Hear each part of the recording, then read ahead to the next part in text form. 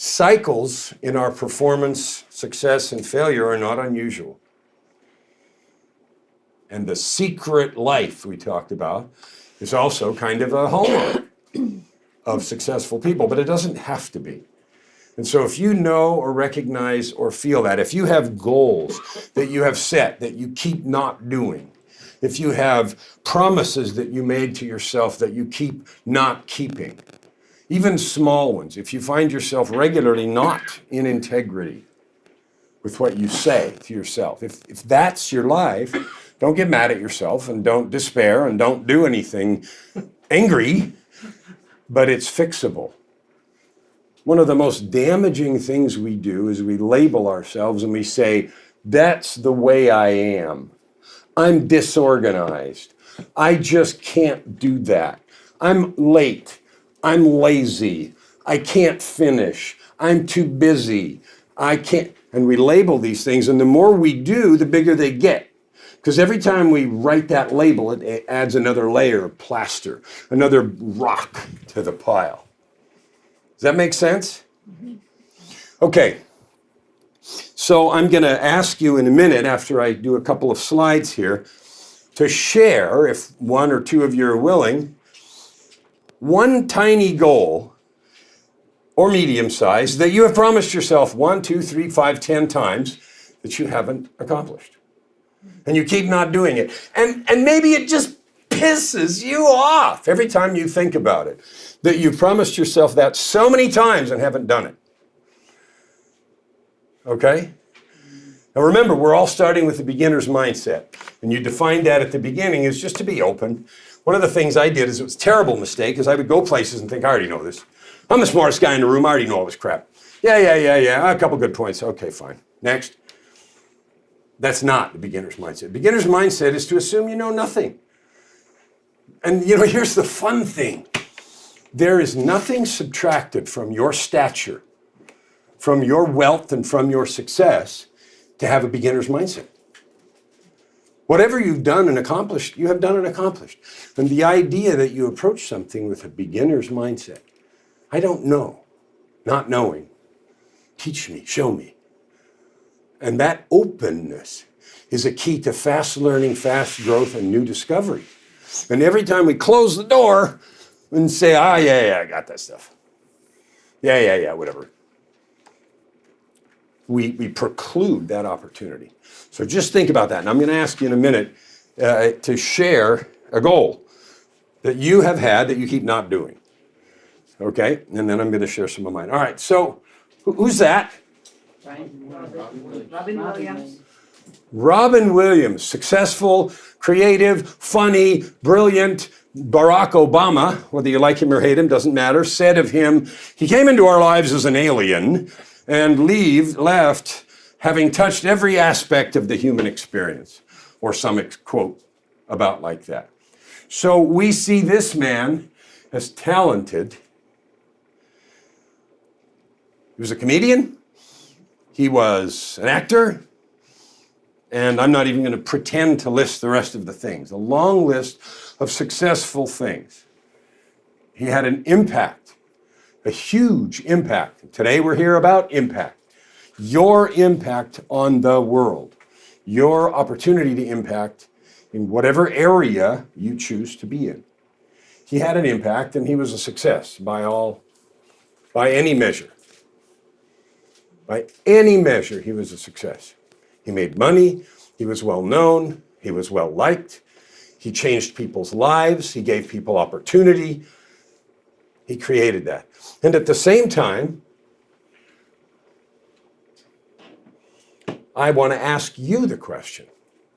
So if someone were to say something about you, what would those words be? Or what would you want them to be? What would the words be about you? Take a second and write them down. This is iterative, and because we're together all day, we're going to build a foundation. Because today, the book of context is learning how to change. all day we're going to talk about the process of growth and change. I'm 62.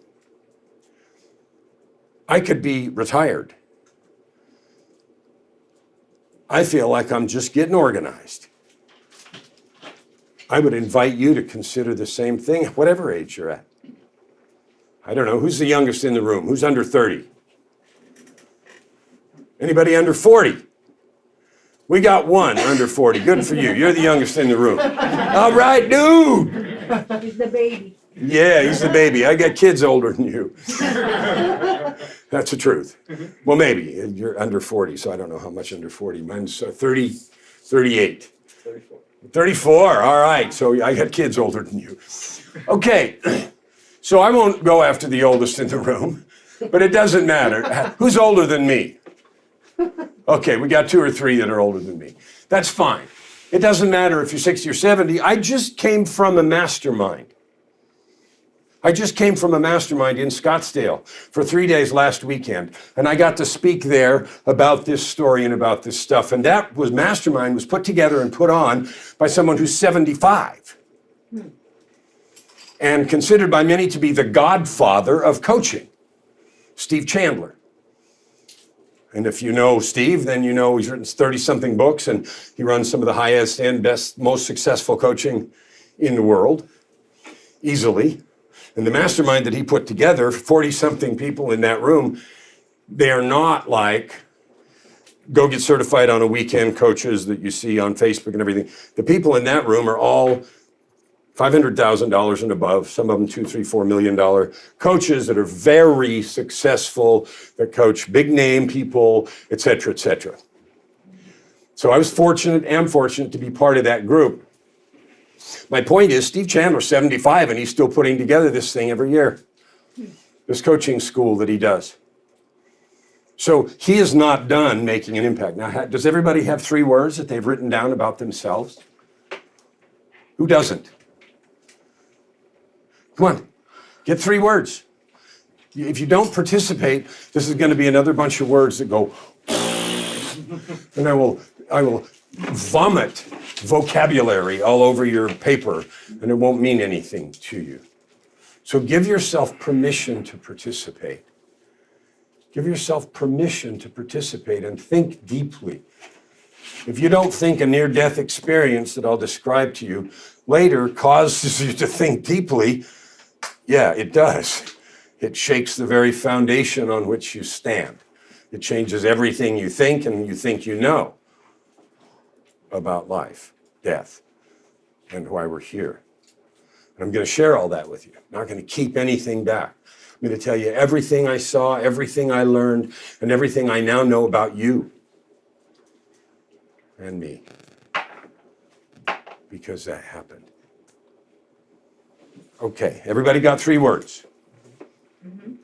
Okay, so just because you just came, I had a picture of Robin Williams up, and I said words that someone might use about him were talented, impact, and success. And then I suggested that you have capabilities, and I just wondered what 3 words you either think people would say or you would want people to say. Okay, so now let's go on and say what happened. What happened to Robin? Well, we probably don't really know because we weren't there and we weren't part of this. And the noise and the publicity, and his wife afterwards talked about the terrorist in his head and, you know, different things. But what we know is that he hung himself in July of 2014.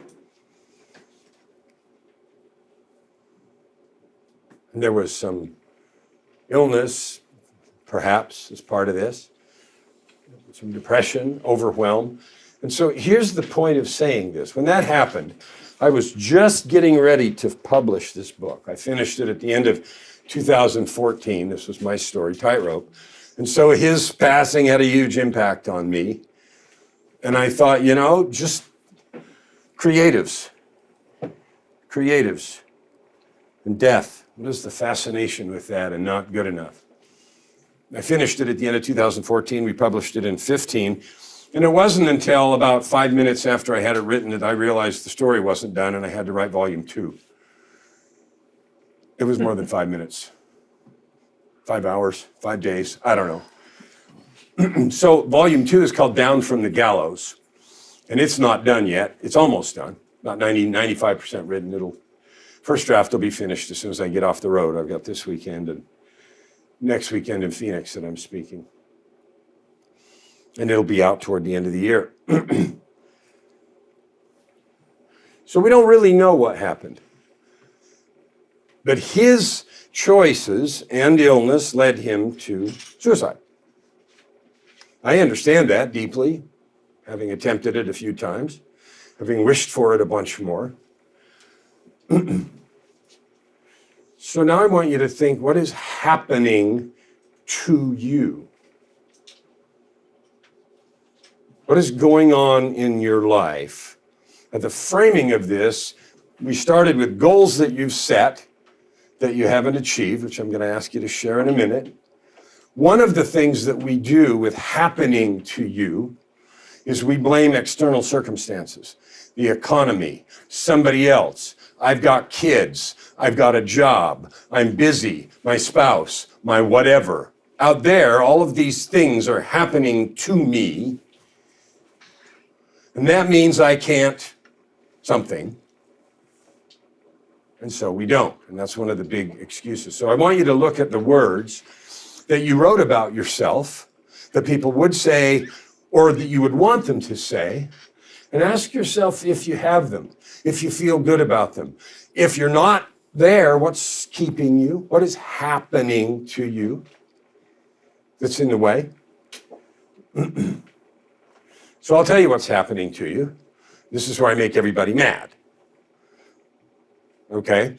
Now, before we go to this piece, I'm going to ask you to say, whatever it is, everybody got a goal, or not everybody, a few people who have a goal, who's willing to share a goal that you've set several times that you haven't accomplished. Please. Doing a Facebook